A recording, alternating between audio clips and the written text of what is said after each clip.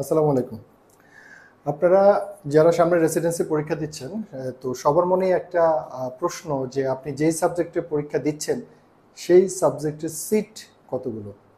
তো এটা খুবই ইম্পর্ট্যান্ট একটা জানার বিষয় যে সেই সাবজেক্টটাতে কয়টা সিট আছে এবং পাশাপাশি সেই সাবজেক্টটা কতগুলো ইনস্টিটিউটে আছে। কারণ আমরা চয়েস দিতে পারি 7টা। তো আমরা অনেকগুলো বিষয় মাথায় বিবেচনা রেখে চয়েসগুলো সেট করি। যে দেখা গেল যে বেশ কিছু সাবজেক্ট হয়তো ঢাকার বাইরে, যেখানে হয়তো আপনার যাওয়ার সম্ভব হচ্ছে না। আবার দেখা গেল যে আপনি যেই সাবজেক্টটা চয়েস করছেন সেই সাবজেক্টের সিট একদমই কম।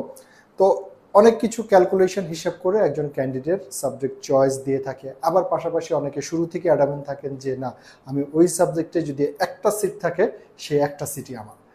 তো আমরা ফেসবুক গ্রুপে পোস্ট দিয়েছিলাম যে যারা সাবজেক্ট চয়েসের ক্ষেত্রে সিট সংখ্যা এবং কোন ইনস্টিটিউটে সেটা আছে সেটা জানতে চান।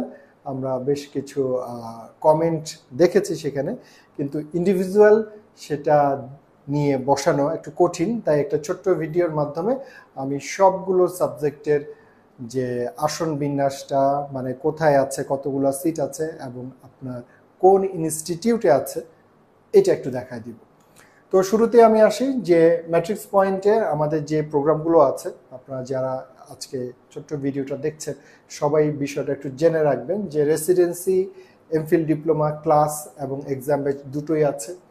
এখানে আছে হলো এসবিএ মাস্টার ক্লাস, যেটা রেসিডেন্সি এবং এমফিল ডিপ্লোমা। আপনারা এখন জানেন যে এসবিএ পরীক্ষার জন্য খুবই একটা ইম্পর্টেন্ট ইস্যু, এবং পাশাপাশি রেসিডেন্সি এবং এমফিল ডিপ্লোমাতে 10 ইয়ার্স কোশ্চেন সলভ, এটা খুবই গুরুত্বপূর্ণ। এই কারণেই যে কি কি ধরনের টেকনিক্যাল কোশ্চেন আপনার হয়ে থাকে এবং একটা চ্যাপ্টারকে নখদর্পণে আনার জন্য প্রশ্ন সলভ খুব ইম্পর্টেন্ট।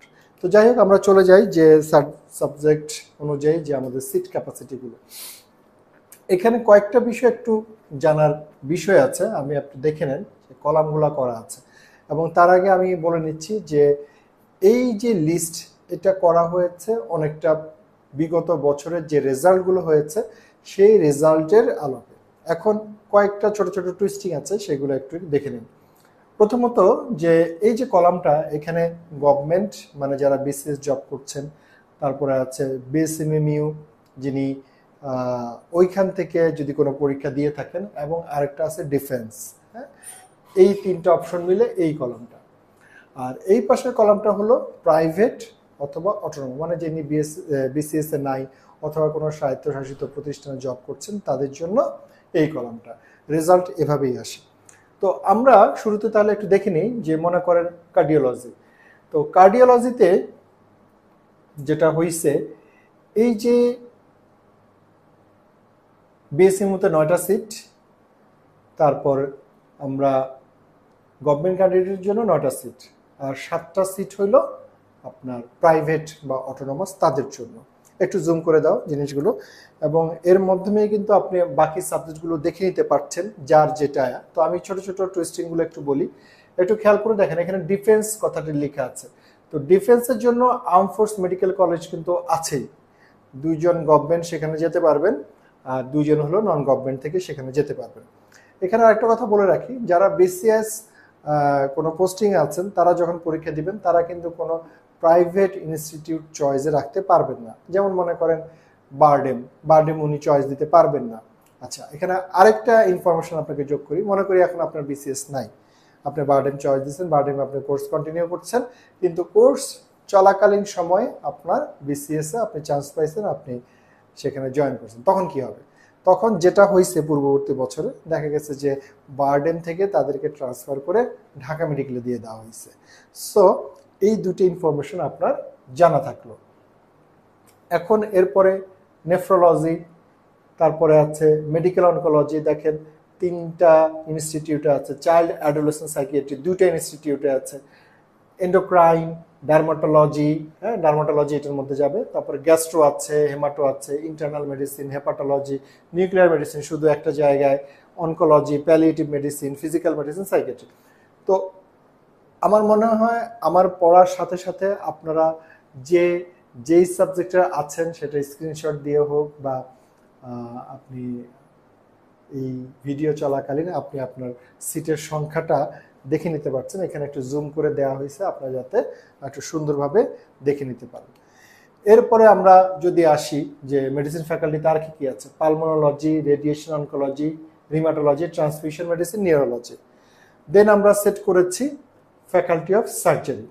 তো ফ্যাকাল্টি অফ সার্জারিতে আমরা ক্রিটিক্যাল কেয়ার মেডিসিন, তারপর রেডিওলজি দেখেন অনেকগুলো ইনস্টিটিউট আছে।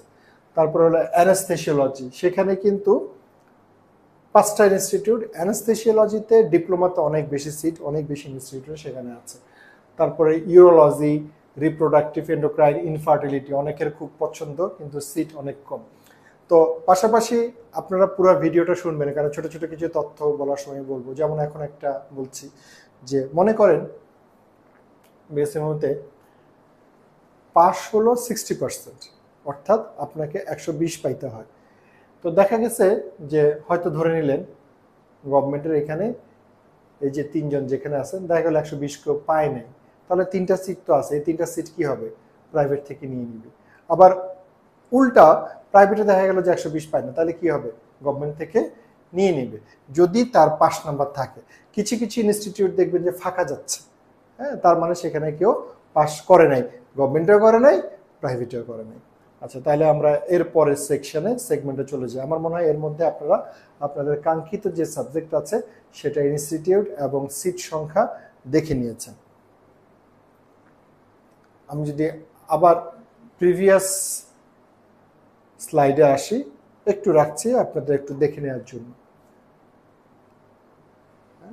আমার মনে হয় এগুলো হলো ফ্যাকাল্টি অফ মেডিসিন, আর এই পাশগুলো হলো ফ্যাকাল্টি অফ সার্জারি। এরপরে আমরা যদি একটু আসি যে ম্যাট্রিক্স পার্টের বাকি যে প্রোগ্রামগুলো আছে, এফসিপিএস পার্ট 1, দেখেন যে এফসিপিএস পার্ট 1-এ আমাদের প্রায় 15টা সাবজেক্টে আমরা এই প্রোগ্রামটা কন্টিনিউ করি। এবং পাশাপাশি আপনি মনে করেন যে সার্জারি পরীক্ষা দিবেন, 2টা অংশ আছে পড়ার, একটা হলো বেসিক অংশ, একটা হলো ক্লিনিক্যাল অংশ। আপনি শুধু ক্লিনিক্যালটা আপনার প্রয়োজন, মানে বেরি ল্যাবস আপনি পড়তে চান, আপনি শুধু ডেভিডসনটা পড়তে চান, আপনি অপথ্যালমোলজি শুধু ক্লিনিক্যাল পড়তে চান, হ্যাঁ, ক্লিনিক্যালও আমাদের 8টা সাবজেক্টে ক্লিনিক্যাল সেখানে আছে। তারপর লাস্ট অফ অল, যেমন শুধু ডেভিডসন পড়তে চান, শুধু বেরি ল্যাব জুমে পড়তে চান টিচারের সাথে একসাথে, আমাদের সপ্তাহে 2 দিন ক্লাস হয়, ডেভিডসন, বেরি ল্যাবস এবং ডিসি দত্ত, এই 3টা। তো এর মধ্যে একটু প্রচারণা করে নিলাম। আমরা আবার চলে আসি যে সাবজেক্ট চয়েস, আসন বিন্যাস কোন কোন ইনস্টিটিউটে আছে সেটা নিয়ে। তো এইটাও ফ্যাকাল্টি অফ সার্জারির আন্ডারে। একটু খেয়াল করে দেখেন, অপথ্যালমোলজি কিন্তু অনেকগুলো ইনস্টিটিউটে আপনি দিতে পারবেন, ঠিক আছে, ঢাকার মধ্যে কিন্তু অনেকগুলো আছে। তারপরে থোরাসিক সার্জারি একদম পুয়ার কিন্তু, হ্যাঁ। তারপরে সার্জিক্যাল অনকোলজি, এটাও কিন্তু অনেক পুয়ার একটা অবস্থা। থোরাসিক সার্জারি এইখানে যেরকম গভর্নমেন্টের মাত্র 1টা, প্রাইভেটের 5টা, সম্ভবত এটা 3টা ছিল। তো গভর্নমেন্ট থেকে হয়তো আরো 2জন পাওয়া যায় নাই, সেজন্য সেটা প্রাইভেট থেকে নিয়ে নিছে, এরকম কিছু টুইস্টিং সেখানে আছে। তারপরে এই জাতীয় যেটা বেশি, এই জিনিসগুলোর ক্ষেত্রে সেইভাবে আপনাকে বিবেচনা করতে হবে। তারপরে দেখেন যে আমি যেটা বলছিলাম, এই যে গাইনি অনকোলজি, বারডেম কিন্তু এখানে ড্যাশ দেয়া, তার মানে বারডেম গভর্নমেন্ট যেতে পারবে না, সেই জন্য এখানে ড্যাশ দেয়া। তারপরে যে বারডেম অপথ্যালমোলজি ড্যাশ দেয়া, যেতে পারবে না। অর্থোপেডিক সার্জারি এখানে বেশ কয়েকটা আছে। তারপরে ইএনটি বেশ কয়েকটা ইনস্টিটিউট আছে, নিউরো সার্জারিও বেশ কয়েকটা, কিন্তু হেপাটোবিলিয়ারি সার্জারি মাত্র 2 জায়গায়, একটা বিএসএমইউ, একটা হলো আর্ম ফোর্সে।